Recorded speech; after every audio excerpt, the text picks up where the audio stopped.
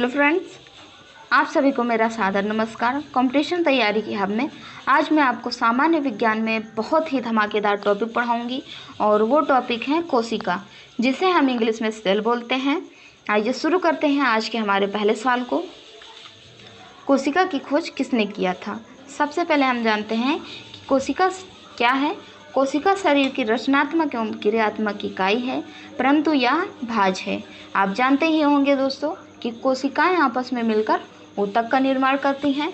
इस क्वेश्चन के मुताबिक अब हम इसके विकल्प को जानते हैं कि कोशिका की खोज किसने किया था। विकल्प आपके कुछ इस प्रकार हैं: Robert Hooke, Leeuwenhoek, Brown, Watson. तो आंसर गेस कीजिए दोस्तों। Right answer is option C, Robert Hooke. कोशिका की खोज रॉबर्ट हुक ने सन 1665 ईस्वी में किया था। जैसे कभी आपसे एग्जाम में पूछ लिया जाए कि कोशिका की खोज कब किया गया था, तो आप बता सकते हैं कि 1665 ईस्वी में। जैसे कि आप फिगर में देखेंगे दोस्तों, ये कोशिका है और कोशिका के कई भाग होते हैं, जैसे सेल मेम्ब्रेन्स और माइटोकॉन्ड्रिया आदि, ये सब कोशिका के भाग हैं। बढ़ते हैं अगले क्वेश्चन पे।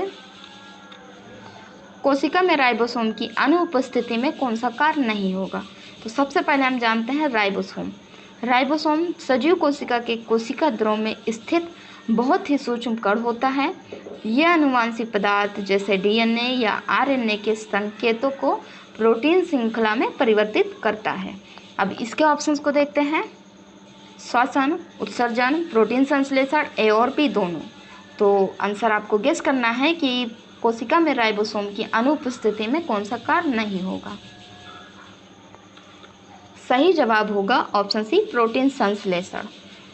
कोशिका में राइबोसोम की अनुपस्थिति में प्रोटीन संश्लेषण का कार्य नहीं होगा। बढ़ते हैं अगले क्वेश्चन पे।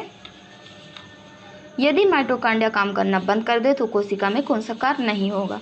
माइटोकॉन्ड्रिया के बारे में हम अगले क्वेश्चन में आपको बताएंगे। फिलहाल इस क्वेश्चन में हम जानेंगे कि माइटोकॉन्ड्रिया काम करना बंद कर दे तो कोशिका में कौन सा कार्य नहीं होगा। ऑप्शंस हैं: भोजन का अवशोषण, भोजन का ऑक्सीकरण, भोजन का पाचन, या इनमें से कोई नहीं। Right answer is option B, भोजन का ऑक्सीकरण।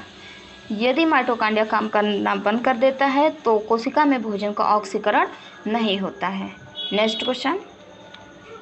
कोशिका का ऊर्जा गृह सेल पावर हाउस किसे कहा जाता है? तो जैसे दोस्तों आपको और हमें ऊर्जा सूर्य से, विटामिन से प्राप्त होती है, उसी तरह कोशिका को भी ऊर्जा किसी न किसी चीज़ से प्राप्त होती है। तो इस क्वेश्चन में हम जानेंगे कि कोशिका को ऊर्जा गृह किसे कहा जाता है। ऑप्शंस हैं: सेलिब्रम, न्यूक्लियो, माइटोकॉन्ड्रिया या ribosome. Right answer is option C, mitochondria. Mitochondria को ही कोशिका का ऊर्जा गृह कहा जाता है। अब हम जानते हैं माइटोकॉन्ड्रिया। माइटोकॉन्ड्रिया सजीव पादप एवं जंतु कोशिकाओं के कोशिका द्रव में अनियमित रूप से बिखरे हुए दोहरी झिल्ली आबाद कोशिकाओं का सूत्र कणिका या माइटोकॉन्ड्रिया कहते हैं। तो दोस्तों माइटोकॉन्ड्रिया को सूत्र कणिका भी कहते हैं। अब देखते हैं अगले क्वेश्चन को। जैसे कि आप फिगर में देखेंगे, माइटोकॉन्ड्रिया कुछ इस प्रकार है और माइटोकॉन्ड्रिया के कई भाग होते हैं, जैसे डीएनए, राइबोसोम आदि, ये सब माइटोकॉन्ड्रिया के भाग होते हैं। अगला क्वेश्चन। कोशिका में प्रोटीन संश्लेषण कहाँ होता है? ऑप्शंस हैं: सेंट्रोसोम, राइबोसोम, माइटोकॉन्ड्रिया या इनमें से कोई नहीं। तो आंसर गेस कीजिए। सही जवाब होगा ऑप्शन बी, राइबोसोम। कोशिका में प्रोटीन संश्लेषण का कार्य राइबोसोम में होता है। अगला क्वेश्चन। पादप कोशिका का सबसे बाहरी आवरण क्या कहलाता है?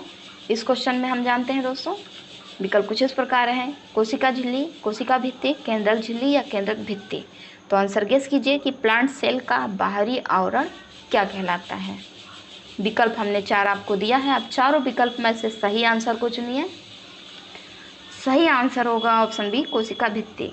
पादप कोशिका का सबसे बाहरी आवरण कोशिका भित्ति है। जैसा कि आप फिगर में देखेंगे, ये ग्रीन लाइन आप देख रहे हैं, ग्रीन लाइन ये कोशिका भित्ति है, जिसे हम इंग्लिश में सेल वॉल बोलते हैं। देखते हैं अगले क्वेश्चन को। कोशिका को एक निश्चित रूप कौन प्रदान करता है? ऑप्शंस हैं: केंद्रक, कोशिका भित्ति, कोशिका झिल्ली या ये सभी। तो आंसर गेस कीजिए दोस्तों कि कोशिका को एक निश्चित रूप प्रदान कौन करता है। Right answer is option D, कोशिका भित्ति, जिसे हम इंग्लिश में सेल वॉल बोलते हैं। कोशिका को एक निश्चित रूप कोशिका भित्ति प्रदान करती है। बढ़ते हैं अगले क्वेश्चन पे। कौन सा कोशिकांग केवल पादप कोशिका में ही पाया जाता है? आइए देखते हैं विकल्प। कोशिका झिल्ली, लावा, कोशिका भित्ति, उपयुक्त सभी। सही आंसर होगा ऑप्शन सी, कोशिका भित्ति। कोशिकांग केवल पादप कोशिका भित्ति में ही पाया जाता है। अगला क्वेश्चन, कोशिकीय श्वसन का सक्रिय स्थल है। ऑप्शंस हैं लाइसोसोम, माइटोकॉन्ड्रिया, राइबोसोम, केंद्रक। आंसर गेस कीजिए, आपके पास 5 सेकंड का वक्त है। Right answer is option B, mitochondria. कोशिकीय श्वसन का सक्रिय स्थल माइटोकॉन्ड्रिया है। नेक्स्ट क्वेश्चन, कोशिका की आत्महत्या की थैली सुसाइड पाउच ऑफ सेल कहलाता है। आइए ऑप्शंस देखते हैं, गाल्जी काय, राइबोसोम, लाइसोसोम या इनमें से कोई नहीं। तो आंसर गेस कीजिए दोस्तों कि कोशिका की आत्महत्या की थैली किसे कहते हैं। Right answer is option C, lysosome. कोशिका की आत्महत्या की थैली suicide pouch of cell lysosome को कहते हैं। अब हम जानते हैं लाइसोसोम।